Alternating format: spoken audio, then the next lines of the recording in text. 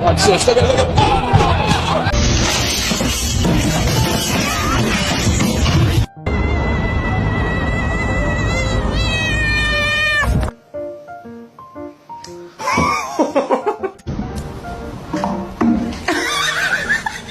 Or someone else is gonna pray.